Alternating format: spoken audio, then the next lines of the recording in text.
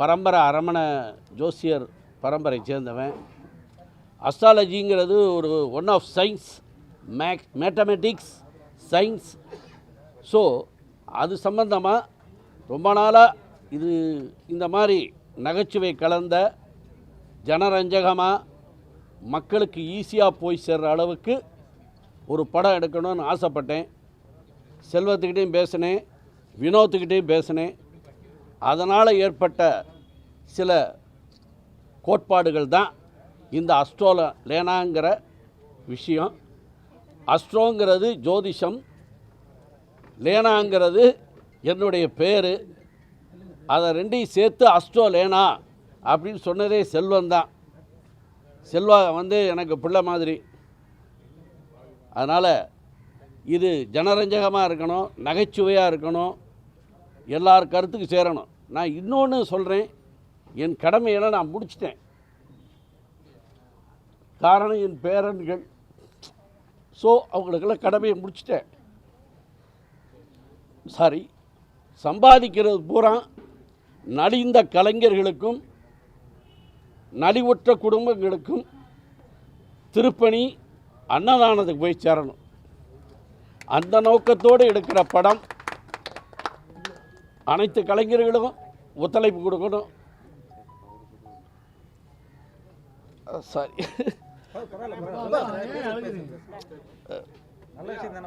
நல்ல விஷயம் தானே. படத்தோட கதையை சொல்லுங்க. யார் யார் நடிக்கிறா, என்ன மாதிரி கதையை சொல்லுங்க. இல்லை நான்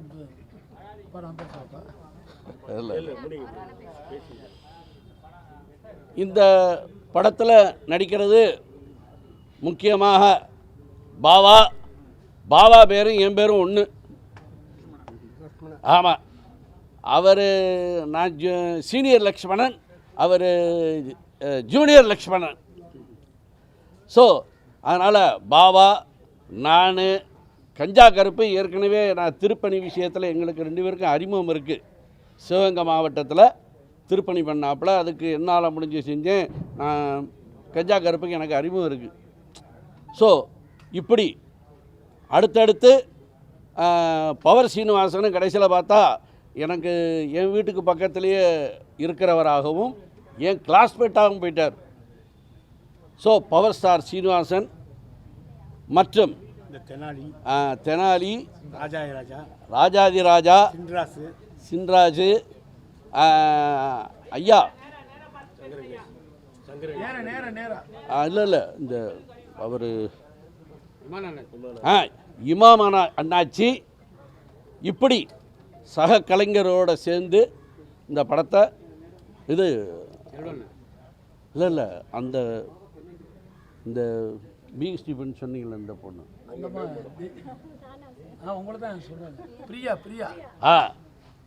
அப்பா ஜஸ்டின் மகதானே, பிரியாவா,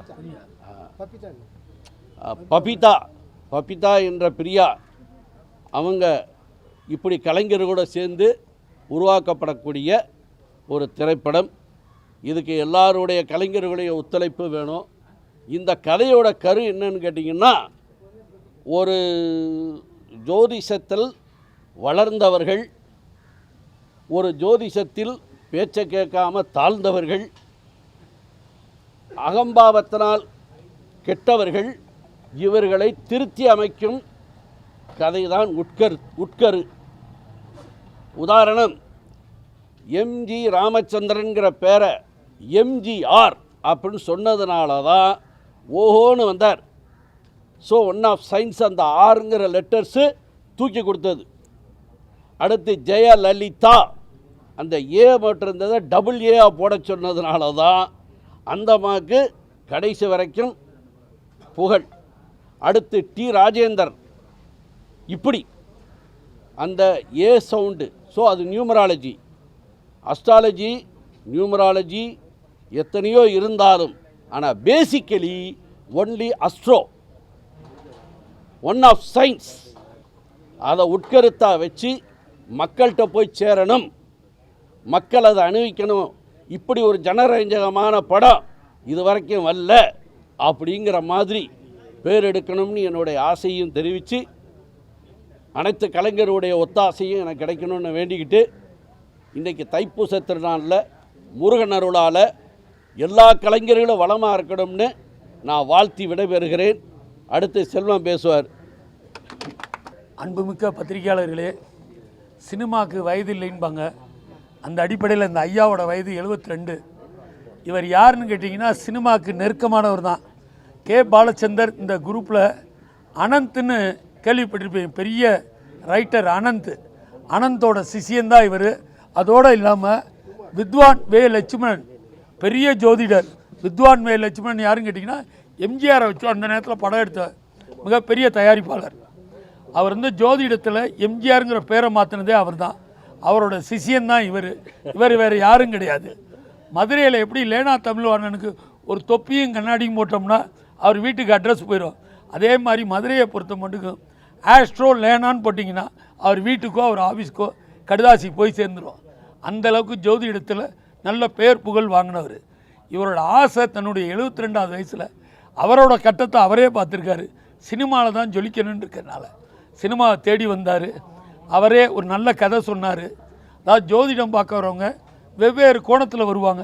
அந்த மாதிரி ஒரு 6 குடும்பத்தை செலக்ட் பண்ணி அந்த 6 குடும்பத்துக்குள்ள பிரச்சனையில் சொல்யூஷன் சொல்கிறாரு, முடிவு சொல்கிறார். இந்த படத்தில் பார்த்தீங்கன்னா லண்டனில் படித்த ஒரு டாக்டர் தினகரன்னு, அதாவது வந்து சுகர் டாக்டரில் நம்பர் 1 டாக்டர். அவர் இந்த படத்தில் கதையின் நாயகனாக நடிக்கிறாரு. ஆனால் கதையோட மையக்கரு ஐயா தான். வித்வான் வே லட்சுமணன் மாதிரி ஐயாவும் தமிழ் சினிமாவில் ஒரு மிகப்பெரிய சாதனையாளராக வரணுங்கிறது தான் அவரோட நோக்கம். அதற்கான எண்ணங்களும் அவர் இருக்குது, அதற்கான செயல்களும் இருக்குது, அந்த எண்ணமும் இருக்குது. இந்த படத்தில் வரக்கூடிய லாபங்களில் அப்படியே சினிமா கலைஞர்களுக்கு தான் கொடுக்கணுங்கிற ஒரு மிகப்பெரிய உன்னதமான திட்டத்தோடு வந்திருக்காரு. இந்த மாதிரி சினிமாவுக்கு வரவங்கள நம்ம கண்டிப்பாக வரவேற்கணும். நலிந்த கலைஞர்கள் கிட்டத்தட்ட இன்றைக்கி எல்லாருமே நலிந்து தான் இருக்காங்க. அதனால் எல்லாருக்கும் பிரித்து தான் கொடுக்கணும். அந்த அடிப்படையில் பார்த்தீங்கன்னா மதுரை மண்ணுக்கு சொந்தக்காரருங்கிறனால வடிவேல் கூட இருக்கிற அத்தனை பேரையும் கூப்பிட்டு இந்த படத்தில் நடிக்க வச்சுருக்காரு. பாபா லட்சுமணன் எங்கள் ஊருக்காரு. இது சம்மந்தப்பட்ட எல்லாருமே மதுரைக்காரங்க. ஆக மொத்தத்தில் இந்த ஆஸ்ட்ரோ லேனா கிட்டத்தட்ட அமெரிக்காவில் இருக்க ஆஸ்ட்ரோ மாதிரி மிகப்பெரிய அளவில் விளங்கணுங்கிறது தான் எங்களோட உன்னதமான லட்சியம். அப்பாவோட வளர்ச்சிக்கு உறுதுணையாக இருக்கணும்னா இது கிட்டத்தட்ட ஒரே வாரத்தில் முடிவு பண்ணது தான். அதனால் இந்த படம் மிகச்சிறந்த படமாக வரும். எந்தவித மக்களுக்கு வந்து ரொம்ப ஜனரஞ்சமாக இருக்கும். ஜோசியங்கிறத எளிமையாக சொல்லியிருக்காரு. அது தேனை குழந்தைகளுக்கு கொடுக்குற மாதிரி சொல்லியிருக்காரு. படத்தை பாருங்கள், உங்களோட பதிவில் அன்றைக்கி பதிவு பண்ணுங்கள். இந்த படம் மாபெரும் வெற்றி படமாக அமையும். அனைத்து பத்திரிகை நண்பர்களுக்கு முதல் வணக்கம்.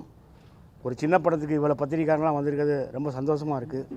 உங்களோட ஒத்துழைப்பும் உங்கள் விமர்சனாலும் தான் ஒரு படம் வெற்றி அடையும். ஆனந்த் ப்ரொடக்ஷன் ஆஸ்ட்ரோ லேனா படத்தில் நான் ஐயா கூட ஏற்கனவே ஒரு சின்னது நடிச்சிருக்கேன் யூடியூப்பில். அடுத்து ஐயா சொன்னார் கூடிய சீக்கிரம் படம் ஆரம்பிக்கின்றார். அதை பார்த்தா ஒரு வாரத்திலே ஆரம்பிச்சிட்டார். இதில் தென்னாலி, சின்ராசு, சிட்டிசன் மணி, ராஜா, சுமதி அக்கா எல்லா பேரும் நடிக்கிறாங்க. இந்த படம் மிகப்பெரிய வெற்றி அடைய உங்களுடைய ஆதரவு தேவை என்று விடைபெறுகிறேன். வணக்கம். வருகை தந்திருக்கும் ஊடக நண்பர்கள், ப்ரெஸ் மீடியா அனைவருக்கும் என்னுடைய மனமார்ந்த நன்றியை தெரிவிச்சுக்கிறேன். ஆஸ்ட்ரோ லேனா படம் இன்றைக்கி பூஜை. பாபா அண்ணன் தான் இன்றைக்கி திடீர்னு ஃபோன் பண்ணாங்க, எங்கடா இருக்கானாங்க, அந்த மாதிரி குன்றத்தூர் போகலான்னு சொல்லி ரெடி ஆகிட்ருக்கேன் நான். பூஜைக்கு வா, ஒரு படம் பூஜை அப்படின்னாரு. சரி ஓகே, முருகரை பார்க்குறத விட நமக்கு இங்கே ஒரு பூஜை கிடைக்கிது, அதனால் இங்கே பூஜைக்கு வரும்னு சொல்லி வந்திருக்கேன். வந்த செல்வண்ணன், பிஆர்ஓ செல்வண்ணன், அவர் ஏற்கனவே ஒரு படம் சீனின்னு ஒரு படம் பண்ணியிருக்காங்க. அவர் எனக்கு ரொம்ப மிகப்பெரிய உதவியெல்லாம் பண்ணியிருக்காரு. இங்கே வந்து பார்த்ததுக்கப்புறம் தான் செல்வண்ணன் இருக்கிறது எனக்கு மிகப்பெரிய மகிழ்ச்சி. இப்போ பேசும்போது தான் டைரக்டர் சொன்னாங்க, லட்சுமணன் சார் நலிந்த கலைஞர்களுக்கெல்லாம் உதவி பண்ணுங்கிறது. இப்போ நிறைய பேர் எல்லார் பார்வைக்கும் வந்திருக்கோம் நாங்கள். ஏன்னா நிறைய பட வாய்ப்புகள்லாம் இல்லாமல் இன்றைக்கி சீரியல் பக்கம் நாங்கள் வந்து போயிட்டுருக்கோம். படங்கள் மறுபடியும் இப்போ இந்த மாதிரி சின்ன படங்கள் தான் எங்களெல்லாம் கூப்பிட்டு வாய்ப்பு கொடுக்குறாங்க. அவங்களுக்கு எங்களோட விவேக் சார் குரூப்பு, வடிவேலண்ண குரூப்பு டீம் சார்பாக அவருக்கு என்னுடைய மனமார்ந்த நன்றியை தெரிவிச்சுக்கிறேன். ஆஸ்ட்ரோ லேனா ஜோசியத்தை நம்புறவங்களுக்கு அது மிகப்பெரிய ஒரு விஷயம். சில பேர் நம்பாமல் இருப்பாங்க, அது நமக்கு தேவையில்லை. ஆனால் அஸ்ட்ராலஜி இருக்குங்கிறத இந்த படத்தில் சொல்கிறேன்னு சொல்லியிருக்காரு.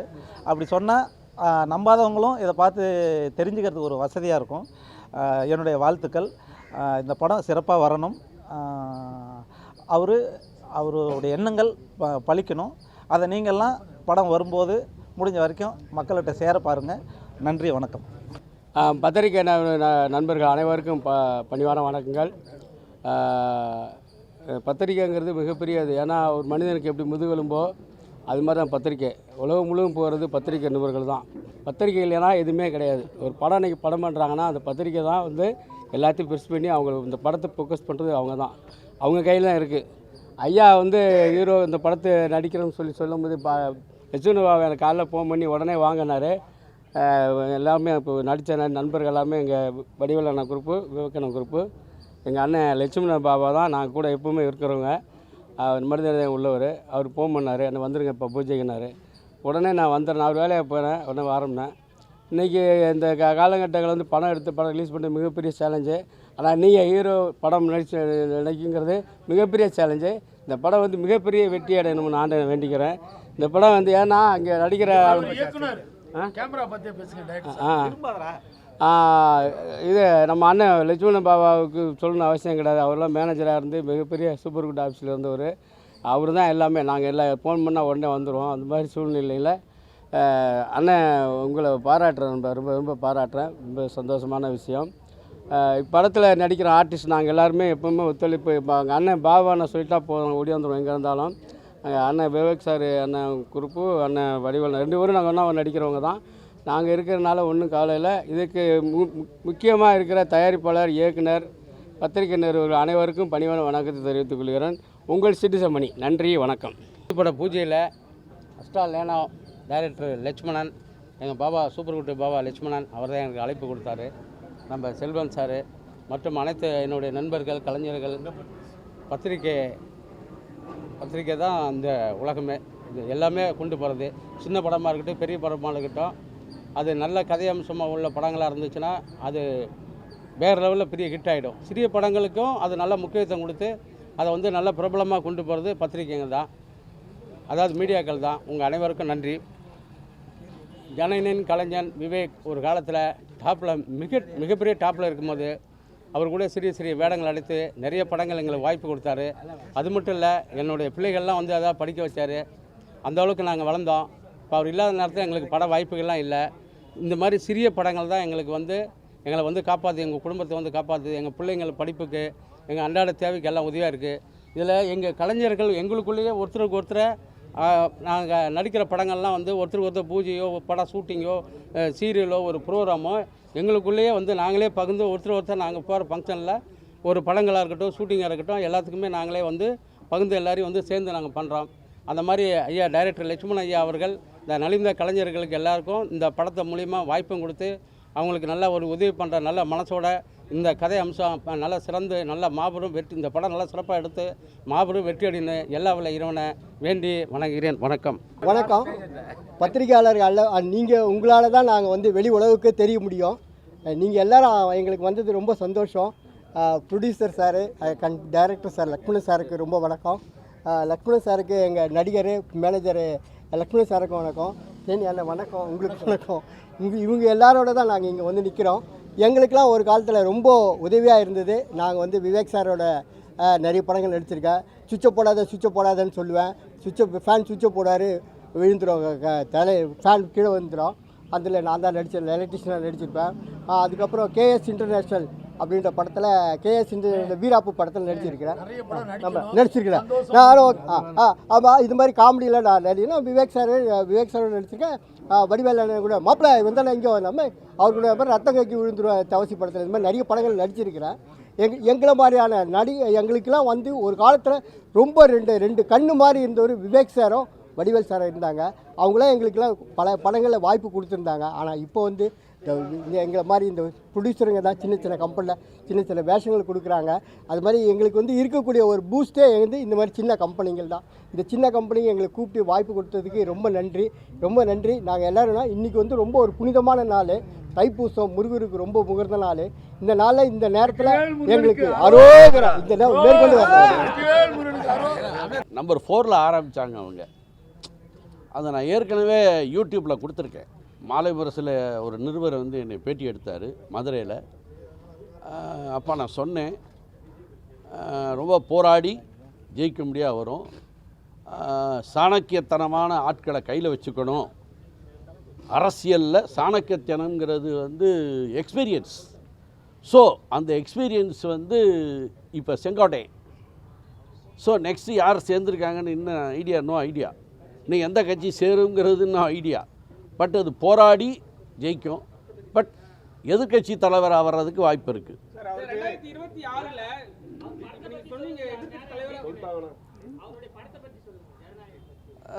அதான் சொன்னேனே, ஜனநாயகங்கிறது அதிலே வந்துருச்சே.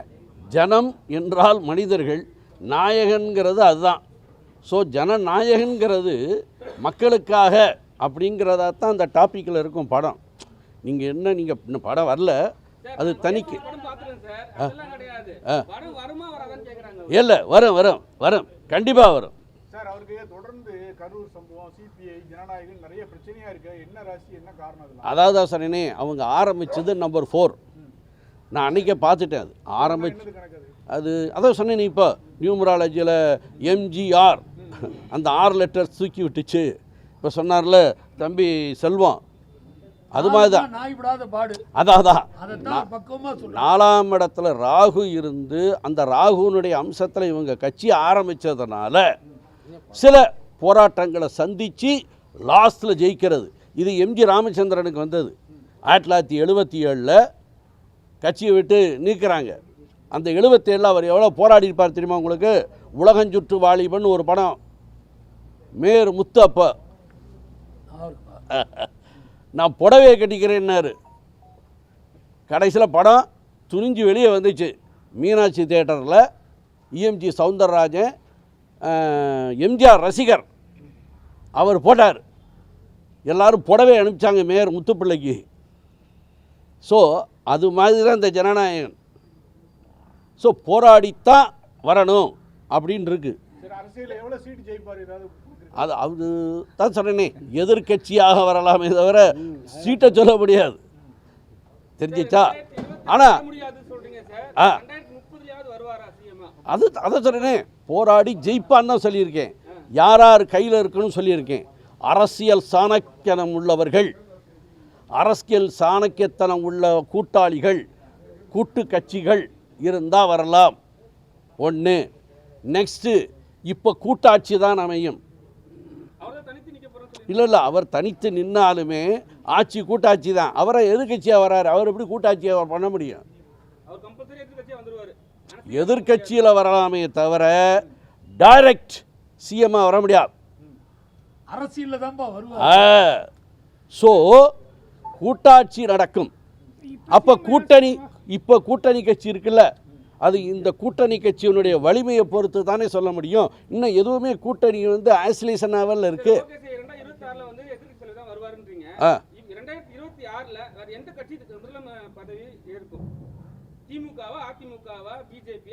அதைத்தானே இப்போ சொன்னேன். கூட்டாட்சி கூட்டு சேர்றவங்களை பொறுத்து தான். இன்னும் ஃபவுண்டேஷனை கூட்ட இன்னும் டிசைட் ஆகலையே. காங்கிரஸ் ஐசோலேஷனில் இருக்குது. காங்கிரஸ் ஆசிலேஷன் தெரிஞ்சிச்சா? அப்போ என்ன, காங்கிரஸ் ஐசோலேஷனில் இருக்கும்போது நீங்கள் எப்படி கட்சியை நீங்கள் தான் சிஎம் ஆகுறீன்னு சொல்கிறது? சார், இப்போ முதல்வர் மு.க. ஸ்டாலின் வந்து முதல்வர் ராசி இல்லைன்னு சொல்லிட்டு இருந்தாங்க நிறைய ஜோதிடர்கள். எத்தனை உடைச்சு முதல்வர் ஆகிட்டார். அதான் இதுக்கு முன்ன ஒரு உதாரணம் சொல்கிறேன். 1981 to 85 நினைக்கிறேன். அப்போ பார்த்தசாரதின்னு ஒரு ஜோசியர் அப்போ தான் ராஜ் டிவியில் முதல்ல என்ட்ராகிறார். அப்போது நான் சொன்னேன், கலைஞர் வந்து முதல்வர் ஆவார், ஆனால் ஆயுசு கிடையாதுன்ட்டார். 7.5 சனி அப்போ அவருக்கு. கலைஞர் ரோஹி நட்சத்திரம், 7.5 சனியில் தான் அவர் பதவிக்கு வர்றார். அவர் என்ன சொன்னார்? இறந்துருவாருன்னார். நான் சொன்னேன், சொன்ன ஜோசியர் இறந்துருவார், அவர் இருப்பாருன்னே. பாத்தியா, இதுதான்.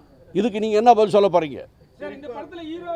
அன்பு பத்திரிகையாளர்களே, கேள்விகளை கேளுங்க. சினிமா சம்பந்தம் ஹீரோவா நீங்க நடிக்கிறீங்க, இத்தனை வருஷமா கடந்து போய் ஹீரோ நடிக்க காரணம் என்ன? நிறைய நலிந்த கலைஞர்கள் இருக்காங்க, அவங்களுக்கு என்ன செய்ய போறீங்க? இல்லை, நான் ஏற்கனவே இப்போ பேசும்போது உணர்ச்சி வசப்பட்டு அழுததே அதானே. நலிந்த கலைஞர்களுக்காக உதவி, நலிந்தவர்களுக்கு உதவி, அன்னதானம், திருப்பணி, இதுதான் என் வேலைன்னே சொன்னேனே. என் கடமை. இந்த பேரன்கள் இருக்காங்க, எங்கடா அவங்க?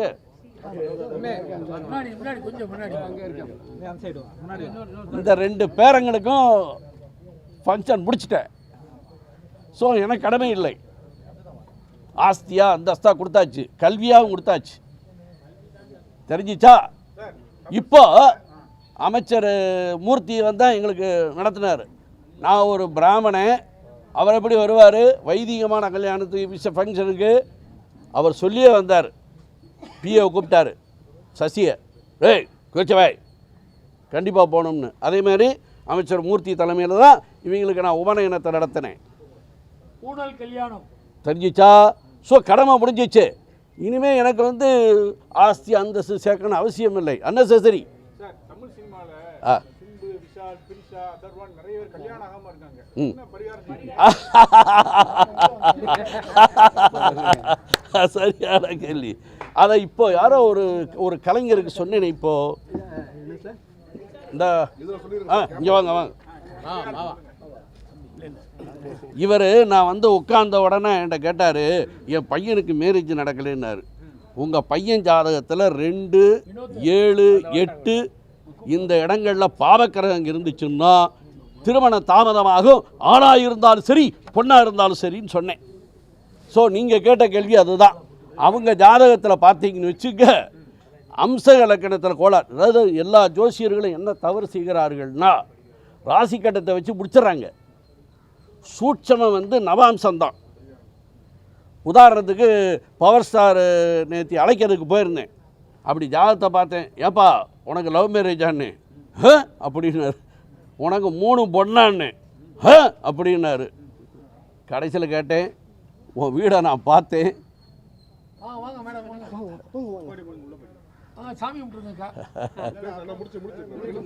ஸோ அப்போ பவர் ஸ்டார் ஆச்சரியப்பட்டார்.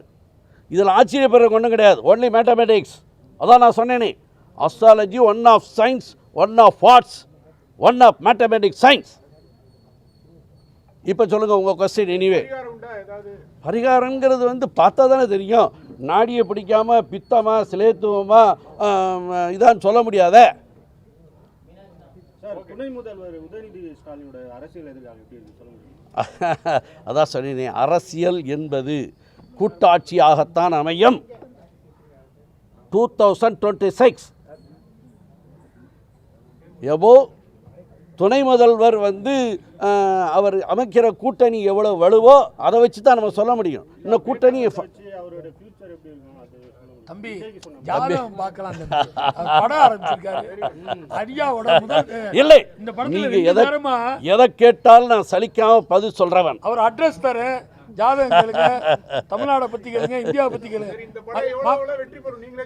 இல்லை, நான் ஆண்டவனை நம்புறவன், ஆண்டவனை நம்புறேன். அடுத்து உழைக்கிற கலைஞர்களை நம்புறவன். என்ன நான் நம்புறவன் இல்லை. அது ஜோதிஷத்தை நம்புறது 3 விதம். அதை வெற்றி தோல்விங்கிறது வேற, அனுபவம், திறமை, நம்புறது நம்பாதது அவர்களுடைய இஷ்டம். உதாரணத்துக்கு சத்யராஜ், தீகா, சரிச்சா, இப்படி ஒவ்வொருத்தர் இருக்கலாம். இந்த படத்தில் ஜஸ்டின் கேள்விப்பட்டிருப்பீங்க. ஜஸ்டின் அவங்க அக்கா தான் பபிதா மேடம். இந்த படத்தில் ஐயாவோட முதல் தரமாக நடிக்கிறாங்க. அவங்க அதிமுக பிரச்சாரத்துலேருந்து திண்டுக்கல்லேருந்து நமக்காக கிளம்பி வந்திருக்காங்க. ஓ, அவர் நத்த விஸ்வநாதன் எனக்கு ரொம்ப க்ளோஸ். திண்டுக்கல் சீனிவாசன் கூட நேற்று மீட்டிங்கில் இருந்தாங்க. Very good very good. வணக்கங்க, அனைவருக்கும் வணக்கம். அனைவருக்கும் வணக்கம். நான் நடிகை பபிதா. புரட்சி தலைவர் கூட இணைந்து நடித்த ஜஸ்டின் அவர்கள் உங்களுக்கு எல்லாம் ஞாபகம் இருக்கும். அத்தனை திரைப்படங்களை நடிச்சிருக்கிறாரு. அவருடைய பொண்ணு நான் பபிதா. நான் ஒரு 120 படம் பண்ணியிருக்கேன். அதில் ரொம்ப ஃபேமஸ் நாயகன் படத்தில் நான் சிரித்தால் தீபாவளி அந்த சாங்கு நான் தான் ஆடியிருக்கேன் கமல் சார் கூட. அப்புறம் விஜய் சார் கூட ரசிகன், கூலிக்காரன், அப்புறம் பவுனு பவுனு தான், டி ராஜன் சார் படம் ஒருத்தாயின் சபதம், என் தங்கை கல்யாணி, இப்படி நிறைய படங்கள் எல்லாமே வெற்றி படங்கள். ஃபஸ்ட்டு ஸ்ரீதர் சாருடைய டைரக்ஷனில் தென்றலை அணைத்தொடு அந்த படமும் உங்களுக்கு தெரியும். நான் நடித்த படம் எல்லாமே வெற்றி படம். அதனால் எனக்கு பேர் என்னென்னா வெற்றி நாயகின்னு எனக்கு பேர் கொடுத்தாங்க டி ராஜன் சார். அந்த மாதிரி நான் பண்ணேன். அப்புறம் புரட்சி தலைவி அம்மா அவர்கள் கூட இந்த அனைத்திந்திய அண்ணாதரோட முன்னேற்ற கழகத்தில் நான் ட்ராவல் பண்ணுற அந்த ஒரு பாக்கியம் எங்கள் அப்பாவுடைய அந்த பூவோடு சேர்ந்து நாரும் மணக்கும்னு சொல்லுவாங்க. அந்த மாதிரி எங்கள் அப்பா புரட்சி தலைவர் கூட இணைந்து நடித்ததுனால புரட்சி தலைவர் அவர்கள் இருக்கும்போது நான் அனைத்திந்திய அண்ணாதரோட முன்னேற்ற கழகத்தில் என்னை இணைச்சாங்க. அதோடைய பாரம்பரியத்தில் நாங்கள் வந்ததுனால அம்மா கூட நான் இருந்தேன். அதனால் நான் நிறைய படங்கள் பண்ணுறதுக்கு எனக்கு நேரம் இல்லை. ஏன்னா அம்மா மீட்டிங் 25 நாள் எனக்கு அறிவிச்சிருவாங்க. 50 நாள் பொதுக்கூட்டம், அதாவது உங்களுக்கு தெரியும் இல்லையா, ஒவ்வொரு திட்டம் அறிவிக்கும் போதெல்லாம் அவங்களுடைய ஒவ்வொரு பொதுக்கூட்டமும் அறிவிப்பாங்க. இந்த மாதிரி இந்த திட்டம் அறிவிச்சிருக்கேன், இதோடைய பேரில் நீங்கள் பொதுக்கூட்டம் அப்படின்னு எங்களுக்கு அறிவிச்சிருவாங்க. அதனால் நாங்கள் 25 நாள் எங்களுக்கு மீட்டிங் கண்டிப்பாக பொதுக்கூட்டங்கள், தெருமுனை பிரச்சாரம் எல்லாமே அறிவிச்சிருவாங்க. அதனால் நான் அம்மா கூட ட்ராவல் பண்ணிகிட்டு இருந்தேன். 2016க்கு பிறகு நமது அண்ணன் புரட்சி தமிழர் அண்ணன் எடப்பாடியார் அவர்கள் கூட இப்போ ட்ராவல் ஆகிட்டுருக்கிறேன். இன்ன வரைக்கும் நான் இப்போ தான் நேற்று திண்டுக்கல்லில் அண்ணன் முன்னாள் அமைச்சர் திண்டுக்கல் சீனிவாசன் அவர்கள் கூட நான் பொதுக்கூட்டம் நேற்று முடிஞ்சது. நைட்டு கிளம்பி இன்னைக்கு காலையில் தான் வந்தேன். அதை பற்றி வேணாமே, அவங்களுக்கும் ஆமாங்க. அதாவது புளியை பார்த்து பூனை சுட்டுச்சுன்ற மாதிரி ஒரு கதை இருக்குது. புரட்சி தலைவியை நாங்கள் இப்போ எல்லாரும் என்ன சொல்லுவோன்னா, சிங்கம் நடை போட்டு சிகரத்தில் ஏறி புகழின் உச்சியில் அமர்ந்திருக்கும் புரட்சி தலைவி அம்மா அவர்களை எதிர்கொள்ள எந்த கட்சியால் முடியாது, எந்த தலைவர்களால் முடியாது. ஏன்னா புரட்சி தலைவர் அவர்கள் தான் உயிரோடு இருக்கும்போது தன் சொத்துக்களை தமிழ்நாட்டு மக்களுக்கு எழுதி வைத்த ஒரே தலைவன் புரட்சி தலைவர் அவர்கள் மட்டும்தான். புரட்சி தலைவி அதே மாதிரி தன்னுடைய வாழ்க்கையை அர்ப்பணித்தாங்க. ஆனால் விஜய் நான் புரட்சி தலைவர் போல் இருக்கேன், புரட்சி தலைவி அம்மா போல் நான் வருவேன்னு சொன்னால், புரட்சி தலைவர் அவங்க வீட்டுக்கு நான் அவங்க சாப்பாடு எங்கள் அம்மா வயிற்றில் இருக்கும்போது புரட்சி தலைவருடைய சாப்பாடு சாப்பிட்டு தான் நான் வளர்ந்தவன். அதனால தான் இன்ன வரைக்கும் எந்தவித பதவியும் எந்தவித இதுவும் கேட்காம நான் அந்த ஒரு நன்றி உணர்ச்சியோடு நான் இன்ன வரைக்கும் நான் பயணிச்சிட்ருக்கேன் அனைத்து இந்திய அண்ணா திராவிட முன்னேற்ற கழகத்தில். புரட்சி தலைவர் வீட்டுக்கு போயாச்சுன்னா நான் வெஜிடேரியன் வெஜிடேரியனு வந்த உடனே சாப்பிட்டீங்களான்னு கேட்பாங்க. யாராக இருந்தாலும் சரி, யாராக இருந்தாலும், சாதாரண ஒரு ஏழை குடும்பத்தில் வந்தவங்களாலும் சரி, பெரிய பணக்காரவங்களாலும் சரி, அந்த பாகுபாடு கிடையாது. வந்த உடனே சாப்பிட்டீங்களா, சாப்பிட்லன்னா ஃபஸ்ட்டு போய் சாப்பிட்டுவாங்க, அதுக்கப்புறம் நம்ம பேசிக்கலான்னு சொல்லுவாங்க. அதே மாதிரி அவர் கொடுத்து கரம் சிவந்த புரட்சி தலைவர் என்ன பேர் எடுத்திருக்காங்க. அதே மாதிரி புரட்சி தலைவி அம்மா தனக்காக வாழாமல் மக்களுக்காக எவ்வளவோ திட்டங்கள், பெண்களுக்காக நிறைய திட்டங்கள்லாம் அறிவித்தாங்க, எல்லாம் பண்ணாங்க. இவங்கெல்லாம் ஒரு பெரிய சாதனை.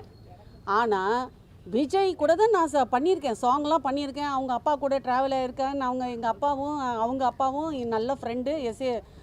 டைரக்டர் சார் எங்கள் அப்பா எல்லாமே நல்ல ஃப்ரெண்டு தான். ஆனால் விஜய் சார் இப்போ சொல்கிறது, நான் எம்ஜிஆர் போல் தலைவர் போல் அப்படின்னும் போது தன்னுடைய வீட்டுக்கு வந்த ஒரு சாதாரண ஒரு ஆளுக்கு ஒரு ஒரு ஒரு சின்ன கிளாஸில் தண்ணி கூட கொடுக்காதவங்க மக்களுக்கு என்ன பண்ணுவாங்க? என்னுடைய ஆதங்கம் அதுதான்.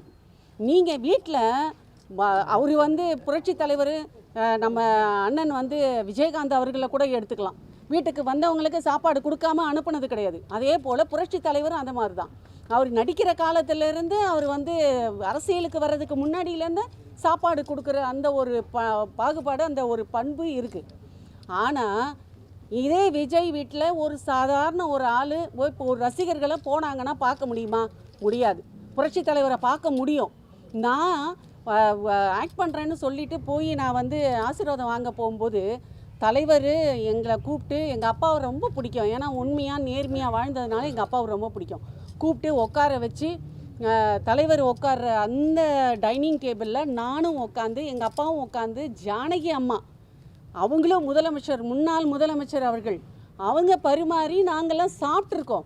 அந்த ஒரு ரத்தம், அந்த ஒரு துடிப்பு, அந்த ஒரு நேர்மை, அந்த ஒரு பண்பு, அந்த ஒரு நாங்கள் எங்களெல்லாம் மதித்து அவங்க வந்து கூப்பிட்டு உட்காந்து சாப்பாடு கொடுக்கணுன்னு அவசியம் இல்லை.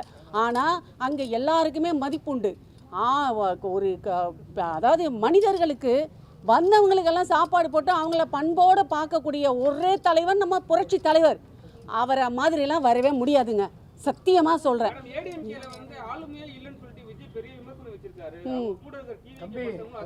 ஆளுமை இருங்க ஆளுமை இல்லாம என்னுடைய கருத்து என்னன்னா, புரட்சி தலைவர் ஆரம்பிச்ச அனைத்து இந்திய அண்ணா திராவிட முன்னேற்ற கழகம் என்றென்றும் புரட்சி தலைவர் சொன்னது போல தனக்கு பின்பும் 100 ஆண்டு காலம் அனைத்து இந்திய அண்ணா திராவிட முன்னேற்ற கழகம் ஆட்சி அமைக்கும்.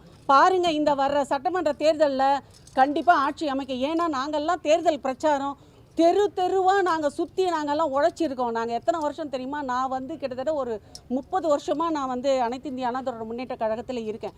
இதே திமுகவில் என்னை கூப்பிட்டாங்க, இன்னும் நிறைய கட்சிகளில் கூப்பிட்டாங்க, வாங்க நம்மளை இது பண்ணுங்கள், உங்களுக்கு ஒரு பதவி தரேன், உங்களுக்கு நல்ல பேமெண்ட் தரேன். எனக்கு எதுவுமே வேண்டாம். ஏன்னா இது என்னோடய சொந்த வீடு, அனைத்து இந்திய அண்ணா திராவிட முன்னேற்ற கழகம். அந்த சொந்த வீட்டை விட்டுட்டு நான் வாடகை வீட்டுக்கு போகிறதுக்கு எனக்கு விருப்பம் இல்லை. அதனால் இதில் நாங்கள் இருக்கோம். கண்டிப்பாக ஆளுமை இல்லைன்னு, புரட்சி தலைவரும் புரட்சி தலைவி அம்மா அவர்களுடைய இந்த 2 முகங்களையும் நாங்கள் வந்து என்றைக்குமே இந்த மக்கள் மறக்க மாட்டாங்க. அதாவது மண்ணை விட்டு மறைந்தாலும் மக்கள் மனதில் இன்னும் வாழ்ந்து கொண்டிருக்கும் 2 தலைவர்கள் இருக்கும் வரை, மனதில் இருக்கும் வரை கண்டிப்பாக இதெல்லாம் முடியாது.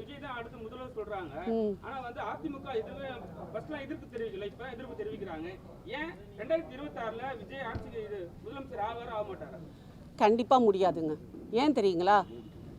தன்னுடைய வீட்டுக்குள்ளார இருக்கக்கூடியவர்களை அரவணைச்சு வாழ தெரியல, தாம் பிள்ளைகளுக்கு நல்லது பண்ண தெரியல, தாம் பெத்த தாய் தகப்பனுக்கு நல்லபடியாக பார்த்துக்க தெரியல. எங்கள் தலைவர் புரட்சி தலைவரெல்லாம் அம்மாவுடைய சிலையை முன்னாடி வச்சு, அம்மாவுடைய படத்தை தான் வச்சு அவங்க கும்பிட்டு ஒரு பெத்த தாய்க்கு எப்படி வாழணும், மகனாக எப்படி இருக்கணும், இந்த குடிமகனாக எப்படி வாழணும்னு ஒவ்வொரு படம் மூலியமாக பெத்த தாய் தகப்பனை உயர்த்தி இருக்காங்க. இதே பெத்த தாய் தகப்பனை கிட்ட கூட சேர்க்காம, வீட்டுக்குள்ளே சேர்க்க முடியாமல், பெத்த தகப்பன் வர்றாங்க வீட்டுக்குள்ளே விடாதீங்கன்னு சொல்லி துரத்தி அடித்தவர் இதே விஜய். எங்களுக்கெல்லாம் தெரியும், அவர் இல்லைன்னா இவரெல்லாம் வந்திருக்க முடியாது. நாங்கள்லாம் தெரியும், எங்களுக்கு தெரியும். அவருக்கு ஆக்டிங்கே தெரியாது. எத்தனை டேக்கு ரசிகன் படத்துலலாம் எத்தனை டேக் தெரியுங்களா? சாங் ஆட தெரியாது.